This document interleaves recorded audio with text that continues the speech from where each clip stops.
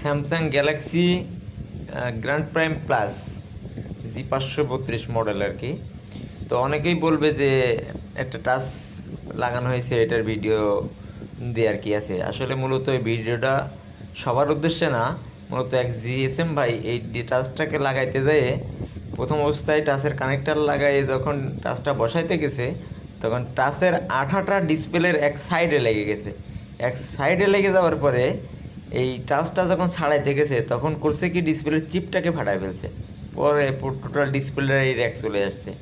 তো মূলত ভিডিওটা তার উদ্দেশ্যে বানানো।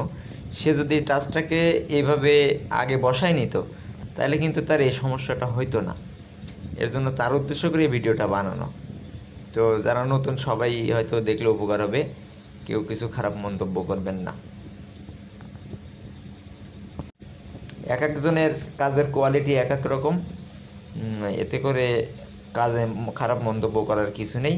হয়তো নতুন যারা আছে তারা দেখলে কারোর একটু উপকার হইলেও হইতে পারে, এর জন্য আসলে ভিডিওটা করা।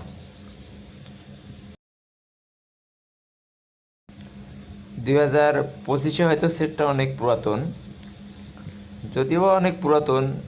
2018-19 সালের একটা পপুলার ফোন ছিল এটা, অনেক মার্কেট পাওয়া, প্রচুর পরিমাণে প্রচলন ছিল একটা সময় ফোনগুলোর।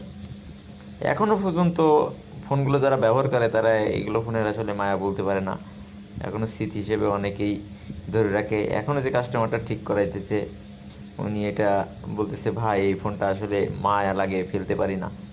আসলে এক সময়কার একটা পপুলার ফোন ছিল এটা। এই ফোনটাই কাস্টমার আমার থেকে যে কতবার ডিসপ্লেটা চেঞ্জ করে নিয়ে গেছে তার কোনো হিসাবই নেই, এখনও উনি ঠিক করতেছে। আপনারা কে কোথা থেকে দেখতেছেন জানি না, আপনারা এই টাচগুলো এখনো পর্যন্ত কত করে লাগান একটু কমেন্ট করে জানাবেন। আর যারা মোবাইল সার্ভিসিংয়ের ভিডিও দেখতে পছন্দ করেন তারা অবশ্যই চ্যানেলটা সাবস্ক্রাইব করে রাখবেন। যদিও কাজের ব্যস্ততার কারণে ভিডিও তৈরি করা হয় না, তারপরেও মাঝে মধ্যে চেষ্টা করি যে কিছু কিছু নতুন ভিডিও সবার সামনে উপস্থাপন করার জন্য।